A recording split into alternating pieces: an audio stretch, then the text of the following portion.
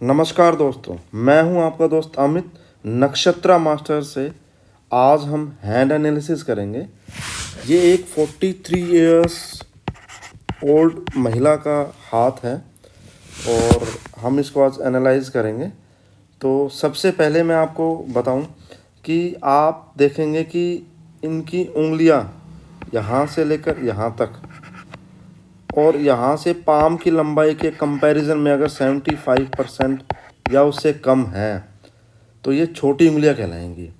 इस केस में आप देखेंगे तो यह इसके कंपैरिजन में 75% से कम है तो यह शॉर्ट फिंगर्स हुई। और ये जो पाम है ये रेक्टेंगुलर पाम है। रेक्टेंगुलर पाम और शॉर्ट फिंगर मिलके बनाती हैं फायरी हैंड को। अब फायरी हैंड क्या है मैं आपको बताता हूँ, उसके गुण क्या हैं। फायरी हैंड वाले लोग बड़े एक्सपेरिमेंटल होते हैं। यानी एक्सपेरिमेंटल क्या है कि नई चीज़ों को करने से डरते नहीं हैं, वो उनको अपना लेते हैं, उनको करने की हिम्मत उनके अंदर होती है उसके अंदर। तो ऐसे लोग गाँव से अगर आए हैं और शहरों में बस जाएँ तो नए डिक्टिम्स रिचुअल्स को वो अपना लेते हैं, उनको वो कन्फ्रंट नहीं करते हैं। दूसरा, इनके अंदर सडन बर्स्ट भी होगा। सडन बर्स्ट किस चीज़ का कि इनके अंदर गुस्सा बहुत जल्दी आएगा, इनको काफ़ी एकदम से फट जाएंगे किसी बात को लेकर भी, एनालाइज नहीं करेंगे और एकदम रिएक्ट कर देंगे उस बात के ऊपर। तीसरा, अगर आप समझेंगे तो रिस्क टेकिंग कैपेसिटी काफ़ी ज़्यादा होती है इनकी। रिस्क ले लेंगे बिल्कुल एकदम ये कोई भी नया काम करने के लिए। जहाँ लोग पीछे हटेंगे, एनालाइज करेंगे, समझेंगे, ये तब तक उस काम को कर चुके होते हैं। तो एक ये इनके अंदर खासियत होती है। एक्शन टेकर्स होते हैं, लीड करते हैं फ्रंट से, एक्शन टेकर्स हैं, ये इनकी खूबियां हैं दोस्तों। उसके अलावा इनके अंदर एक कमियां भी कुछ हैं कि ये ज़्यादा हमेशा हरी में रहते हैं, जल्दबाजी में रहते हैं, तभी फैसले गलत भी साबित हो जाते हैं इनके। और इसी हरीनेस के कारण, जल्दबाजी के कारण इनके प्रोजेक्ट भी अधूरे रह जाते हैं, प्रोजेक्ट पूरा नहीं कर पाते टाइम पे। तो एक काम को छोड़ा दूसरे पे लगे और दूसरे को छोड़ के तीसरे पे चले गए। और एक कमी और भी होती है इनकी, कान के कच्चे होते हैं, ये जल्दी ट्रस्ट कर लेते हैं लोगों पर और जिसके कारण ये धोखा खाते हैं। फिर ये ट्रस्ट जल्दी करने के कारण इन्हें धोखे मिलते हैं काफ़ी। तो ये इनके अंदर कुछ कमियां भी होते हैं। उसके अलावा आप अगर हैंड एनालाइज करें इनका तो आप पाएंगे कि यहाँ पर ये वाली जो फिंगर है, रिंग फिंगर और मरकरी फिंगर के बीच में काफ़ी गैप है। ये गैप यह बताता है कि इनके अंदर अपने आप को एक्सप्रेस करने की काफ़ी इच्छा है, फ्रीडम चाहिए इनको अपने आप को एक्सप्रेस करने के लिए। ये चाहते हैं इनकी अलग पहचान बने, अलग से लोग इनको जाने समझें। तो ये एक्सप्रेशन ऑफ फ्रीडम को दिखाता है यहाँ पर। उसके अलावा आप देखेंगे कि कंपैरेटिवली जुपिटर फिंगर और सैटर्न फिंगर के अंदर भी गैप है। यह भी इंडिविजुअलिटी को बताता है कि इनको अलग से अपने आप को प्रदर्शित करना है, अलग से अपने आप को रिप्रेजेंट करना है समाज के अंदर। तो ये कॉम्प्लीमेंट्री हुई जो दोनों चीज़ें हुई हैं। उसके अलावा अगर अब हम लाइनों को अगर जांचने का प्रयास करें तो आप पाएंगे कि यहाँ पर ये माइंड लाइन है दोस्तों। तो यहाँ पर माइंड लाइन आई और ये यहाँ पर आकर टूट गई और फिर नई एक रेखा शुरू हुई है यहाँ पर। तो ये बताता है कि इनके जीवन में कुछ ऐसा इंसिडेंट हुआ है जिनका इनके ऊपर काफ़ी बड़ा प्रभाव पड़ा है और इनके कारण इनको डिप्रेशन तक की कंडीशन में आई हैं ये।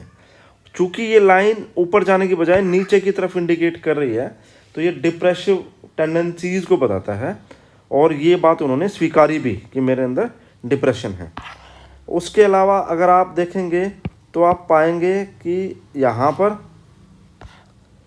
माइंड लाइन के अलावा हार्ट लाइन पर आप देखेंगे तो यहाँ पर आइलैंड भी एक बना हुआ है। यहाँ पर अगर आप जूम करके देखते हैं तो ये एकदम पूरा गुच्छा सा बना हुआ है, ये आइलैंड की फॉर्म ले रखी है।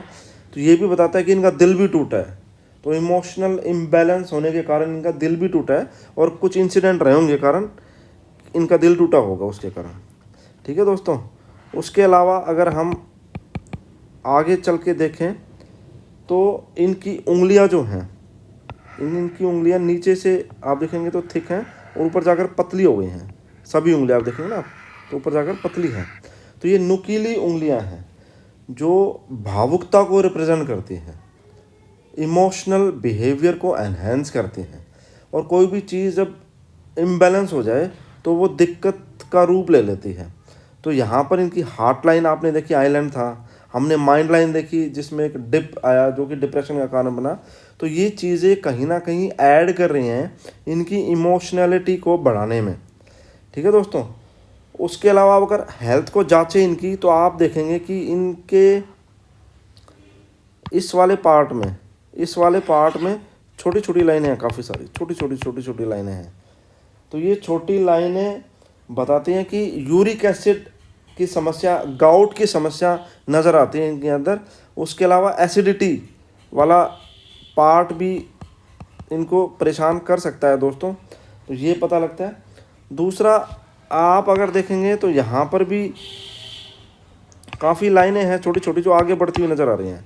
तो ये डाइजेशन के इश्यूज़ को बताती हैं कि डाइजेशन के इश्यूज़ रह सकते हैं इनको।